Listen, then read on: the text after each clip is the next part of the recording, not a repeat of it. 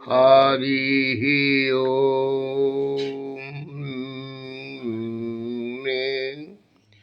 जमुनेश्वरी, यमुना किनारे दुर्वासा एक पूजा करके एक माला ले प्राप्त कर दक्ष प्रजापति प्रसूति को दी। वह अछोना पर रख कर के प्रार्थना की कर रहे थे कि सती प्रकट हो गई, और वह सती विष्णु को वो लोग विष्णु को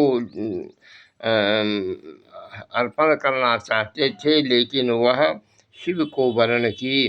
अतः यज्ञ में शिव और पार्वती को निमंत्रण नहीं दी।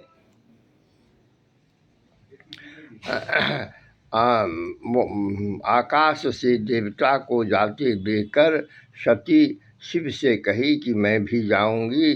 शिव मना किए कि बिना निमंत्रण हकार से मत जाओ, अनिष्ट की संभावना होगी। लेकिन वह 10 महाविद्या से शिव को घेर ली। तारा, काली, भुवनेश्वरी, छिन्नमस्ता, त्रिपुर सुंदरी, बंगलामुखी, खुर्सी, भैरवी, मातंगी, यही स्थान है उच्चैठ। और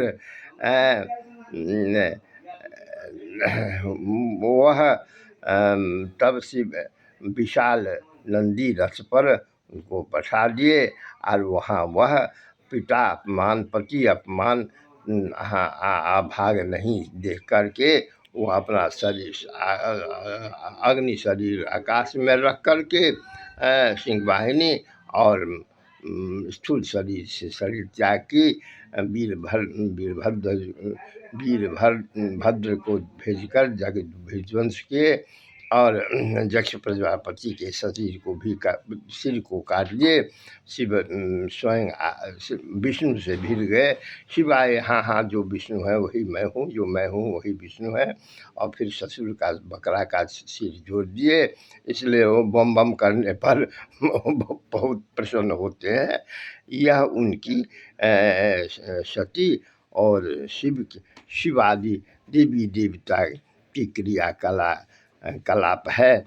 और फिर वहाँ से जब कालिदास को भगवती उच्चैठ वरदान दी तो वह सबसे पहले कपिलेश्वर आए। कपिलेश्वर पुस्तकालय में पुस्तक उल्टा दिए। राजेश्वर आए, राजेश्वर में पुस्तकालय में उल्टा दिए। यहाँ से फिर उज्जैन तक गए पुस्तक उल्टाते उल्टाते, और जिस तालाब में विद्युत माँ स्नान करती थी उसमें धुनी दमा के बैठ गए। और जब आई ब्रह्म मुहूर्त में तो कहे कि ये बिना बसात से यह कमल क्यों हिलता डोलता है। तो कही कि इसमें सूर्योदय होने वाला है, इसको ये भमरा इसमें है, उसको इसे इतना प्रेम है कि यह उसी में बंद हो गया। सूर्योदय काल में ये विकसित होगा तो उड़ जाए, वो उड़ेगा।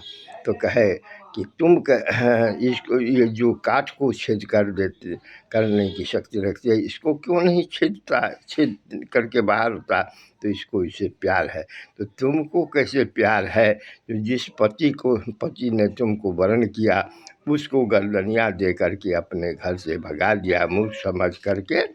तब समझा कि अरे ये क्या जानता है, रहस्य सारी बात कह दिए। तब वो गया वहाँ पर अपने पति से पिता से कहा, शास्त्रार्थ हुई, सभी पंडित और विद्युत माँ परास्त हो गई, गृहस्थ जीवन यापन करने लगी। वही कालिदास विक्रमादित्य के नवरत्न के प्रधान पंडित हैं। वही कालिदास अनेकों पुस्तक लिख करके हमारे मिथिलांचल ही नहीं, भारतवर्ष ही नहीं, विश्व के सबसे बड़े विद्वानों में उनकी ही गिनती होती है। धन्य है मिथिला, धन्य है मैथिल, धन्य है मैथिल, धन्य लंबा है, लंबा है। माता मैं क्या कहूँ, माता मैं क्या कहूँ। जय माता, जय माता।